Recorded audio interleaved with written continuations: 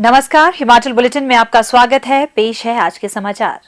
मुख्यमंत्री श्री जयराम ठाकुर ने आज शिमला के पीटरहॉफ में बजट 2022-23 पर आयोजित वर्चुअल जनसंवाद कार्यक्रम को संबोधित करते हुए कहा कि इस वर्ष का बजट प्रदेश के समग्र एवं समावेशी विकास पर केंद्रित है और इसमें प्रदेश में कार्यान्वित की जा रही योजनाओं में आवश्यकता आधारित सुधार तथा अनेक योजनाओं के आकार में वृद्धि को भी ध्यान में रखा गया है।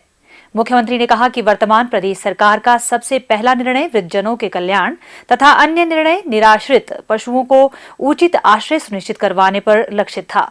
उन्होंने कहा कि गौ अभ्यारण्यों तथा गौ सदनों में प्रत्येक पशु के लिए 500 रुपए प्रति माह प्रदान किए जा रहे थे, जिसे वर्ष 2022-23 के बजट में बढ़ाकर 700 रुपए प्रति माह प्रति पशु किया गया है। श्री जयराम ठाकुर ने कहा कि वर्तमान प्रदेश सरकार का 2 वर्षों से अधिक का कार्यकाल कोरोना महामारी से प्रभावित रहा है। सभी चुनौतियों के बावजूद प्रदेश ने राज्य के लोगों तथा केंद्र सरकार के सक्रिय सहयोग और समर्थन से इस महामारी से निपटने में सफलता प्राप्त की है। मुख्यमंत्री ने कहा, शायद संभवतः पहली बार ये हिमाचल के इतिहास में ये हो रहा है कि बजट प्रस्तुत होने के पश्चात सीधा लोगों के बीच में अपनी बात कहने का अवसर इस प्रकार से प्रस्तुत हुआ। सबसे पहले तो मैं आप सभी का आभार व्यक्त करता हूं कि आप सबके आशीर्वाद से हिमाचल प्रदेश में भारतीय जनता पार्टी की सरकार का ये 5वां बजट जो है वो प्रस्तुत करने का सौभाग्य मुझे प्राप्त हुआ। और इन 5 वर्ष बजट के लिए मुझे लगता है कि हमारी बात अधूरी रहेगी कि जिस प्रकार से हमको केंद्र से आदरणीय प्रधानमंत्री नरेंद्र भाई मोदी जी का आशीर्वाद प्राप्त हुआ, उसको हम कभी भूल नहीं सकते हैं। छोटा प्रदेश लेकिन समस्याएं बड़ी थी। जहां मदद के लिए बोला वहां मदद। जिस विकास कार्य को गति देने के लिए हमको कठिनाई आ रही थी, सहयोग मांगा, सहयोग मिला। और इसलिए आज के इस कार्यक्रम के माध्यम से मैं हिमाचल प्रदेश के सभी जनता की ओर से, देवभूमि हिमाचल प्रदेश की समस्त जनता की ओर से आदरणीय प्रधानमंत्री का अभिनंदन करता हूं, उनका आभार व्यक्त करता हूं। मित्रों, ये 5 बजट हमारी बहुत अलग परिस्थितियों के दौर में से रहे हैं। अगर हिमाचल प्रदेश में 27 दिसंबर 2017 को जो भारतीय जनता पार्टी की सरकार बनी थी,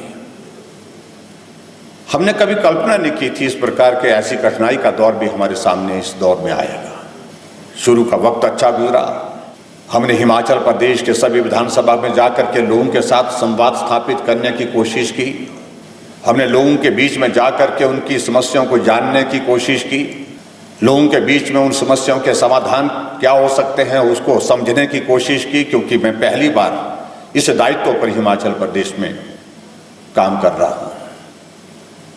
स्वाभाविक रूप से मेरे लिए ये बहुत आवश्यक था कि मैं हिमाचल प्रदेश के लोगों के बीच में भी जाकर के लोगों की समस्याओं को सुनूं और उनके समाधान के लिए काम कर सकूं।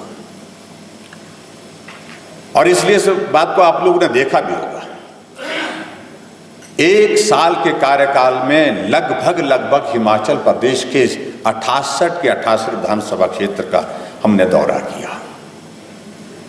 हम समझ सकें, हम जान सकें और उन समस्याओं का समाधान क्या हो सकता है, उस दिशा में आगे बढ़ सके। और स्वाभाविक रूप से जहां लोगों की समस्याओं को समझने के पश्चात हमने नए इनिशिएटिव की शुरुआत की, नए काम की शुरुआत की। उसमें एक चीज को हमने हमेशा मूल मंत्र के रूप में स्वीकार किया कि सबसे पहले ज्यादा जरूरत उस व्यक्ति के लिए मदद करने की आवश्यकता है, जरूरत उस व्यक्ति तक पहुंचने के लिए है जो गरीब है। और इसलिए हमने पहले दिन से अपने भाव व्यक्त किए, जो गरीब है हम उसके करीब हैं। कोविड की परिस्थिति के कारण प्रदेश की इकोनॉमी बहुत बड़े स्तर पर प्रभावित हुई। अब की बार जो हमने बजट प्रस्तुत किया है, मुझे इस बात को लेकर के प्रसन्नता है कि उसमें उम्मीदों वाला बजट है। 51,365 करोड़ रुपए का हमने बजट प्रस्तुत किया है। और मैं इस बात को लेकर के ये भी मैं कहना आपके बीच में चाहता हूं कि जो हमारा अनुमान है जो कि प्रदेश की अर्थव्यवस्था में आने वाले समय में 8.3% वृद्धि होगी, ऐसा अनुमान हमारा है। हमारा ये बजट केंद्रित है, अगर केंद्रित है तो गरीब आदमी के लिए केंद्रित है। बहुत सारे वर्गों के लिए अलग अलग राहत जो दे सकते थे, उसके लिए हमने प्रयत्न किए, लेकिन हमारा मेन फोकस इस बजट का रहा है वो गरीब आदमी की मदद करने के लिए। जहां गरीब हैं वहां हम हैं। जो जरूरतमंद ऐसा वर्ग है जिसको मदद की जरूरत है, उसको मदद करने की हमने कोशिश की है।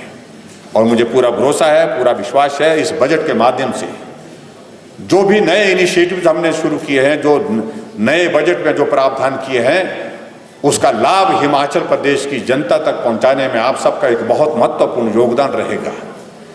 और आप सबका समर्थन, आप सबका सहयोग जिस प्रकार से हमको पिछले लंबे समय से, पिछले 5 वर्षों से मिला है, उसके लिए मैं आपका हृदय से आभार व्यक्त करता हूं।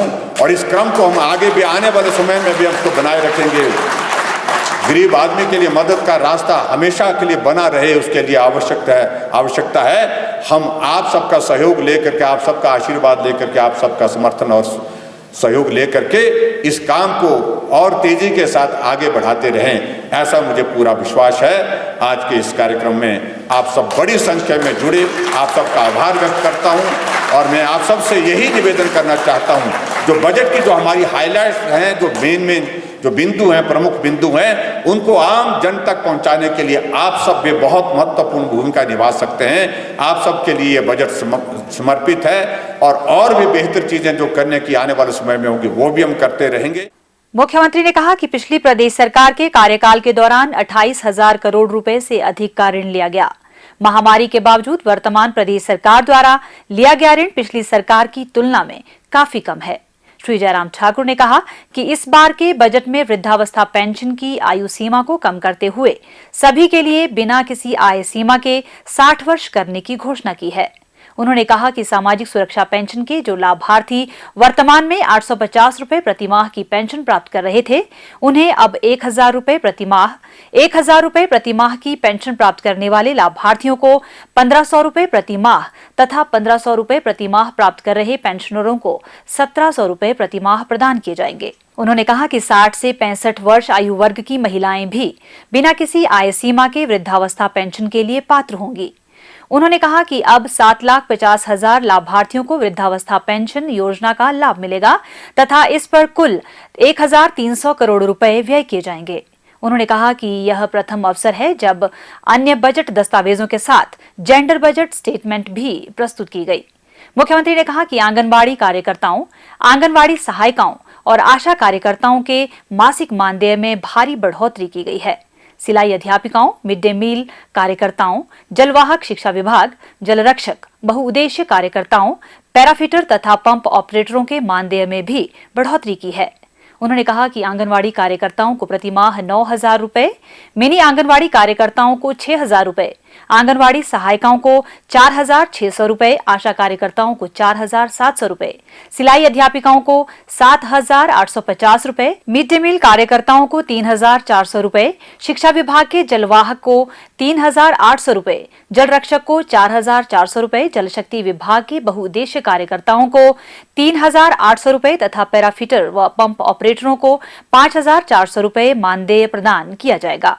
उन्होंने कहा कि दिहाड़ीदारों की दिहाड़ी 50 रुपए बढ़ाकर इसे 350 रुपए प्रतिदिन किया गया है।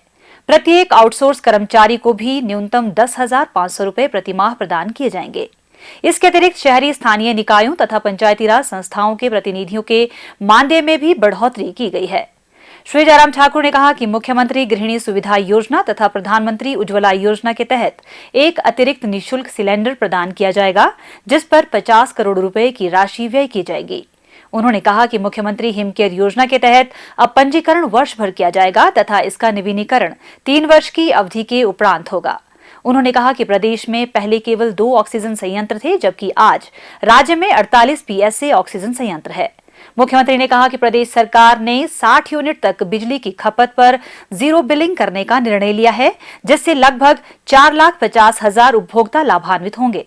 उन्होंने कहा कि किफायती बिजली 1 रुपए प्रति यूनिट की उपदान दर पर उपलब्ध करवाई जाएगी, जिससे 61 से 125 यूनिट तक की खपत करने वाले 7 लाख से अधिक उपभोक्ताओं को लाभ मिलेगा। किसानों के लिए बिजली की दर 30 पैसे प्रति यूनिट होगी। मुख्यमंत्री श्री जयराम ठाकुर ने डेंटिस्ट डे के अवसर पर आज शिमला के ओक ओवर से मोबाइल डेंटल वैन को हरी झंडी दिखाकर रवाना किया। मुख्यमंत्री ने कहा कि 34,53,000 रुपए की लागत की यह डेंटल वैन पाठशालाओं तथा प्रदेश के दूरदराज क्षेत्रों में दंत चिकित्सा शिविरों का आयोजन करने में सहायक सिद्ध होगी। उन्होंने कहा कि यह डेंटल वैन दिव्यांगजनों को चिकित्सा प्रदान करने में भी सहायक सिद्ध होगी, जो चिकित्सा के लिए अस्पताल नहीं जा सकते। श्री जयराम ठाकुर ने कहा कि इस वैन में scalar, light cure, compressor section आदि से युक्त पूर्ण रूप से स्वचालित कुर्सी के साथ साथ एक्सरे सुविधा, जनरेटर, जल भंडारण टैंक, जन संबोधन सेवा, वातानुकूलन इत्यादि की सुविधा भी है। मोबाइल डेंटल वैन में दांत निकालने, फिलिंग, स्केलिंग, एक्सरे, रोग निदान व उपचार, दर्द निवारण की सुविधा प्रदान करने के साथ ही रोगियों को जागरूक एवं प्रोत्साहित भी किया जाएगा। मुख्यमंत्री ने कहा, समाज में अवेयरनेस की दृष्टि से आज की तारीख में भी हम अनुभव कर रहे हैं कि और ज़्यादा अवेयरनेस अभी तक जो है डेंटल हाइजीन के साथ साथ में हम दांत को अच्छी तरह से सुरक्षित लंबे समय तक रख सकते हैं, जीवन भर रख सकते हैं। उसके लिए एक अवेयरनेस की दृष्टि से भी इसमें बहुत बड़ी एक मदद मिलेगी और उसके साथ साथ में जो ट्रीटमेंट जो इग्नोर होता है ग्रामीण क्षेत्रों में, ख़ासतौर से दांत की दर्द को बहुत गंभीरता से लोग नहीं लेते हैं और बाद में या तो दांत निकालना पड़ता है और कई बार ऐसी स्थिति होती है कि वो दांत की बीमारी और तरह ज़्यादा खतरनाक हो जाती है। तो ऐसी परिस्थिति में वो सारी चीज़ें ना हो और हम बेहतर ढंग से डेंटल के ट्रीटमेंट के लिए, दांत की ट्रीटमेंट के लिए जो है वो ग्रामीण क्षेत्रों में अवेयरनेस के साथ साथ में लोगों को ये सुविधा दे सके इलाज के लिए।